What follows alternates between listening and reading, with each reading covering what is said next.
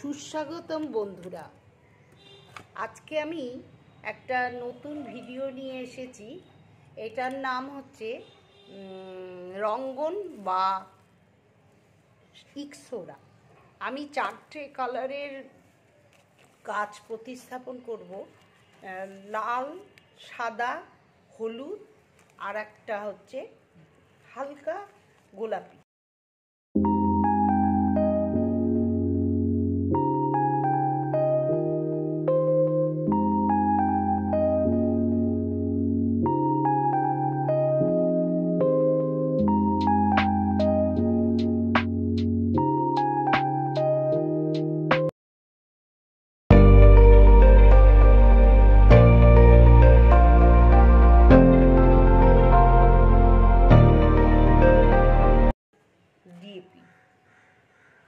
এটা হচ্ছে নিমখোল। আমি 60% নিমখোল দেব এতে, আর দেব একটুখানি 2 চামচি মতন এপসাম সল্ট। একটু মাটির পিএইচ ব্যালেন্স করতে এটাতে দেব একটু চুন। ক্যালসিয়ামের ঘাটতি পূরণ করতে একটু ডিমখোল গুঁড়ো করে নিয়েছি, সেই ডিমখোল এখানে দিচ্ছি। এই সময় খুব পোকামাকড় হয়, তার জন্য নিমখোল তো দিয়েছি, প্লাস একটু হলুদ দিয়ে দিয়েছি। এইবার হচ্ছে এইটা আমি মাটির সাথে মেশাবো। এবার মাটিটা কিভাবে আমি করব সেটা আপনাদের দেখাচ্ছি। প্রথম দেব মাটিতে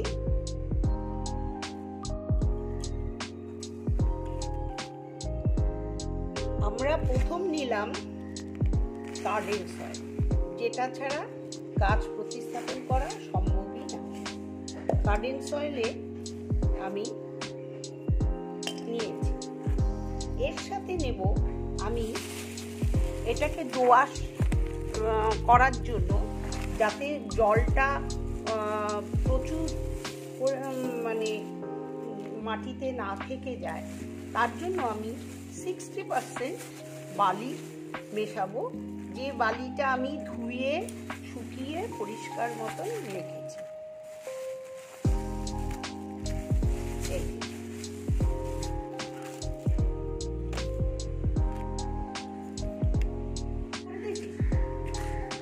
এরপরে দিলাম বালি 60% দিলাম, মাটি 50% দিলাম। এইবার দেব আমি এর সাথে ভার্মি কম্পোস্ট। ভার্মি কম্পোস্টও 60% দিয়ে দিলাম, কারণ আমার 4টে টবে দিতে হবে, সেই জন্য আমি ভার্মি কম্পোস্টও 60% দেওয়া হয়ে গেছে। এইবার আমি এইগুলো সব মিশালাম।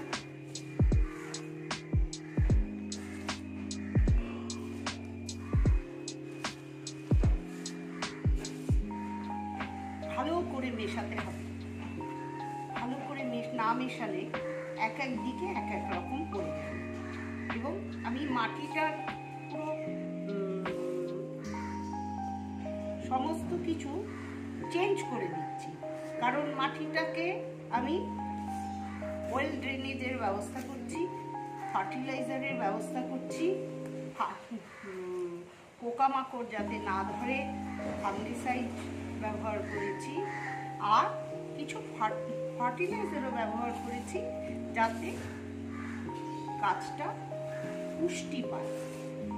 গাছটা তো খুবই ছোট, একটা নতুন পরিবেশে এসেছে, সেই জন্য ওকে ওর কমফোর্ট জোন থেকে একটু পুষ্টিকর জিনিস আমি ওকে দিতে চাই। এই মেশানোর পরে এই যে আমি আপনাদের দেখিয়েছি সেইটা আমি সব দিয়ে দিলাম। দিয়ে এটাও ভালো করে মেশাতে হবে। যদি আপনারা আগের দিন কেন, আপনি যদি এটা 7 দিন আগে তৈরি করে রাখেন বা 15 দিন আগে তৈরি করে রাখেন, আরো ভালো হবে, খুব ভালো হবে যদি এটা আপনি আগেই তৈরি করে রাখেন।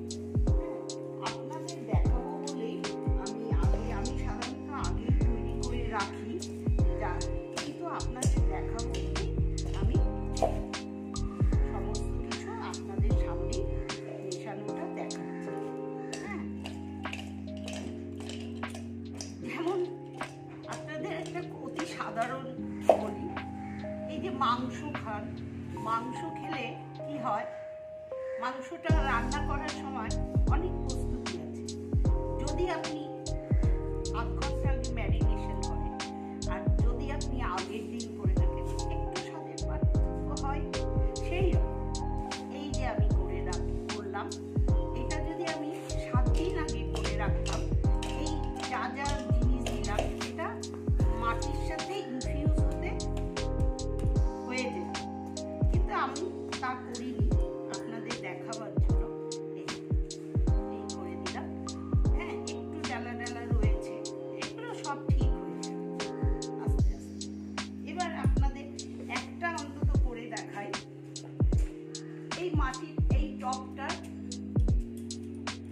টপটার দেখুন, ওয়েল ড্রেনেজের জন্য আমি এক্সট্রা একটা ফুটো ছিল, আমি 6টা ফুটো করে নিয়েছি, যাতে এটা জল ঠিক মতো বেরিয়ে যায়। এর মধ্যে কিছু কুচো পাথর এই সমস্ত আমি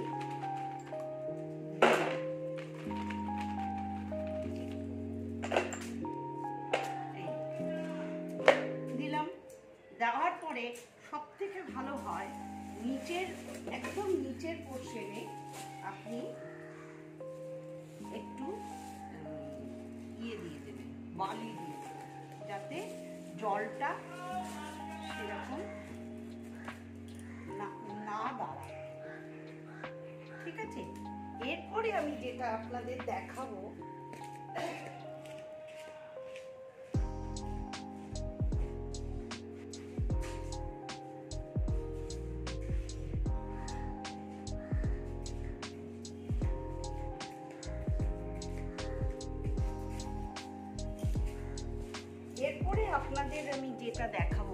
আমি এই যে কোকোপিট এনে ধুয়ে আবার শুকিয়েওছি, ধুয়েছি মানে ভেঙে ধুইনি, ওই অবস্থায় জল ইয়ে করে আবার তাতে শুকিয়েছি। হ্যাঁ, সেই একটু কোকোপিট দিয়ে দেবো। কোকোপিট দিলে কি হয়, এর ময়েশ্চারটা ধরে রাখে আর অতিরিক্ত জলটাও বের করে দেয়। এছাড়া এটার একটা ভ্যালু আছে, আরো অনেক ভ্যালু আছে, আপনারা নিশ্চয়ই জানেন। এই সমস্ত বলতে গেলে অনেক বড় হয়ে যাবে ভিডিওটা, এই জন্য আমি আপনাদের বললাম যে কোকোপিট আপনারা ইউজ করবেন।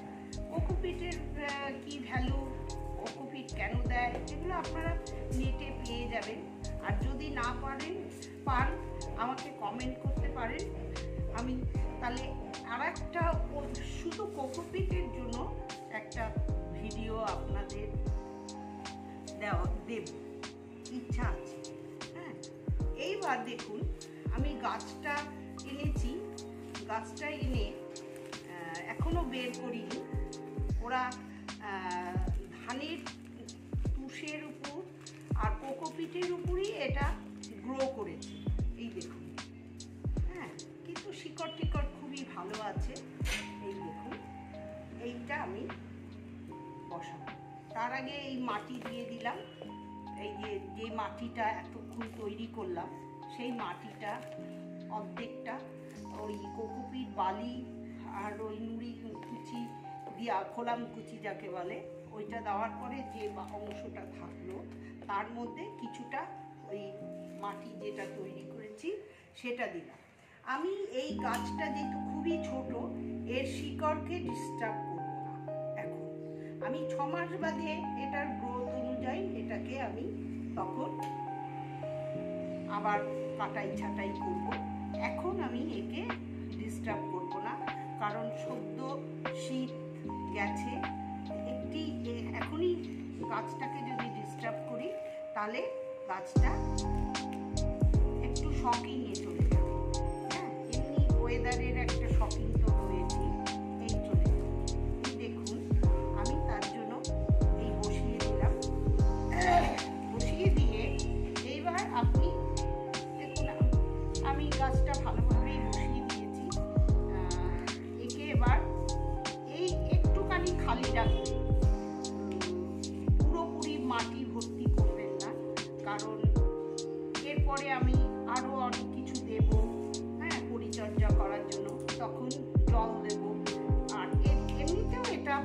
হবে। এই দেখুন, এই গাছটা আমার হয়ে গেল। এইবার আমি এই গাছটাতে জল দেবো, আজকে পরিপূর্ণভাবে জল দেবো। তারপরে আমি 2 দিন জল দেব না, এটাকে এই পরিবেশে অ্যাডজাস্ট করার জন্য। এইভাবে আমি এই 4টেও প্রতিস্থাপন করব আজকে, এই একই জিনিস। আর নতুন করে ভিডিও বড় করলাম না, এই 4টেও প্রতিস্থাপন করব করে এটা আমি একটা ছায়াযুক্ত জায়গায়, এখানে আলো আসবে কিন্তু গরমটা কম থাকবে। আর 2 নম্বর হচ্ছে এটা যাতে গ্রো করে। যেই 4-5 দিন হয়ে যাবে তারপরে এটা আমি রোদ্দুরে ফুল সানলাইটে আনবো। ঠিক আছে বন্ধুরা, এবার যদি আপনাদের এটা ভালো লাগে আমার ভিডিওটা, তাহলে আপনারা কমেন্ট করবেন। কমেন্ট করলে আমি খুব খুশি হব। কারণ খুশি হব এই জন্য, তাহলে বুঝতে পারবো যে আপনারা এই ভিডিওটা দেখেছেন। হ্যাঁ, আর আপনাদের মতামত, ভালো লাগা মন্দ লাগা সবই শেয়ার করবেন না, আমি তাতে খুবই উপকৃত হব। তাহলে আমি সেইভাবে নেক্সট যে করব সেটাকে সেইভাবে সাজাবো, আর এনকারেজও হব যে আমার কাজটা আপনাদের ভালো লেগেছে বা আপনারা আপনাদের মূল্যবান সময় আমার কাজে ব্যয় করেছেন। ঠিক আছে, এবার যদি ভালো লাগে কিংবা খারাপও লাগে, আমাকে এনকারেজ করার জন্য আপনারা সাবস্ক্রাইব করবেন, শেয়ার করবেন, হ্যাঁ, কমেন্ট করবেন, তাহলে আমি খুব খুশি হব। ধন্যবাদ। আসছি আজকে আপনাদের, আমি আরও নানান কিছু করি, সেইগুলো আপনাদের দেখাবো। হ্যাঁ, তাতে একটা বিউটি সেকশন আমার আছে, সেখানেও আমি কিছু কাজ করি নতুন ধরনের, হ্যাঁ, যেটা ঘরে বসে আপনারা পারবেন এবং খুব উপকৃত হবেন। সেরকম কিছু বিউটি জিনিসও আপনাদের আমি শেয়ার করব, আর যেটা একদম ঘরোয়া উপায় এবং একদম নতুন। হ্যাঁ, ঠিক আছে, আজকে আসি।